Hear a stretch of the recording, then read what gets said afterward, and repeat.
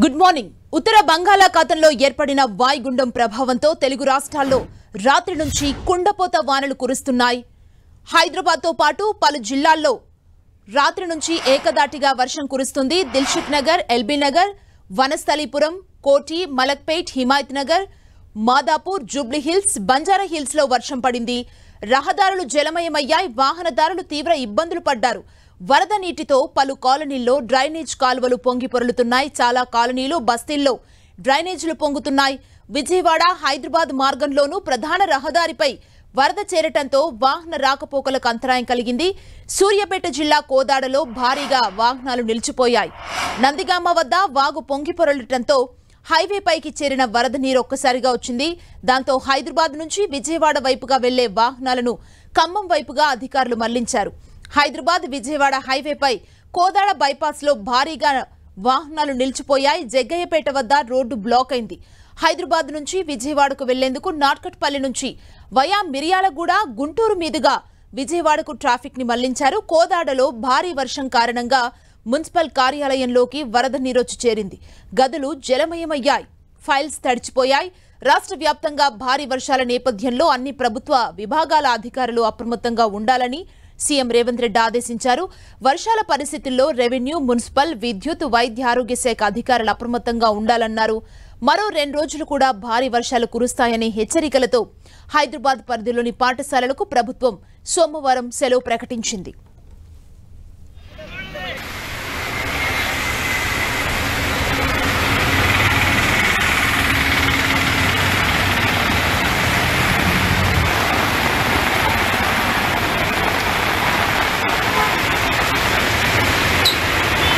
తలపిస్తున్న దృశ్యాల్ని మనం చూడొచ్చు స్క్రీన్ లో.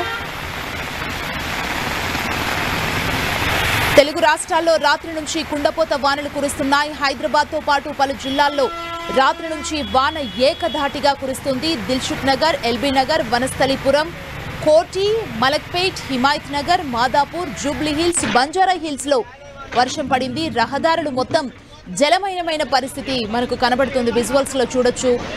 వాహనదారులు ఈ వర్షానికి రోడ్లపైకి నీరు చేరటంతో చాలా ఇబ్బందులు పడ్డారు. జేహెచ్ఎంసీ అధికారులు ఎప్పటికప్పుడు అక్కడ వాటర్ లాగ్ ని క్లియర్ చేసే పనుల్ని ముమ్మరంగా చేశారు. పలు కాలనీల్లో అయితే డ్రైనేజ్ కాలువలు పొంగి పొర్లుతున్నాయి. చాలా కాలనీలు, బస్తీల్లో డ్రైనేజీలు పొంగుతున్నాయి. విజయవాడ, హైదరాబాద్ మార్గంలోనూ ప్రధాన రహదారులపై వరద చేరటంతో వాహన రాకపోకలకు అంతరాయం కలిగింది. సూర్యాపేట జిల్లా కోదాడలో భారీగా వాహనాలు నిలిచిపోయాయి. నందిగామ వద్ద వాగు పొంగటంతో హైవేపైకి చేరింది వరద నీరు. దాంతో హైదరాబాద్ నుంచి విజయవాడ వైపుగా వెళ్లే వాహనాలను ఖమ్మం వైపుగా అధికారులు మళ్లించారు. హైదరాబాద్ విజయవాడ హైవేపై కోదాడ బైపాస్ లో భారీగా నీరు నిలిచిపోయింది. జగ్గయ్యపేట వద్ద రోడ్డు బ్లాక్ అయింది. వాహనాలు ఎక్కడికక్కడ నిలిచిపోయిన పరిస్థితి కనబడుతోంది. హైదరాబాద్ నుంచి విజయవాడకు వెళ్లేందుకు నార్కట్పల్లి నుంచి వయా మిర్యాలగూడ, గుంటూరు మీదుగా విజయవాడకు ట్రాఫిక్ ని మళ్లించారు. కోదాడలో భారీ వర్షం కారణంగా మున్సిపల్ కార్యాలయంలోకి వరద నీరు వచ్చి చేరింది. గదులు జలమయమయ్యాయి. ఫైల్స్ తడిచిపోయాయి. రాష్ట్ర వ్యాప్తంగా భారీ వర్షాల నేపథ్యంలో అన్ని ప్రభుత్వ విభాగాల అధికారులు అప్రమత్తంగా ఉండాలని సీఎం రేవంత్ రెడ్డి ఆదేశించారు. వర్షాల పరిస్థితుల్లో రెవెన్యూ, మున్సిపల్, విద్యుత్, వైద్య ఆరోగ్య శాఖ అధికారులు అప్రమత్తంగా ఉండాలన్నారు. మరో 2 రోజులు కూడా భారీ వర్షాలు కురుస్తాయనే హెచ్చరికలతో హైదరాబాద్ పరిధిలోని పాఠశాలలకు ప్రభుత్వం సోమవారం సెలవు ప్రకటించింది.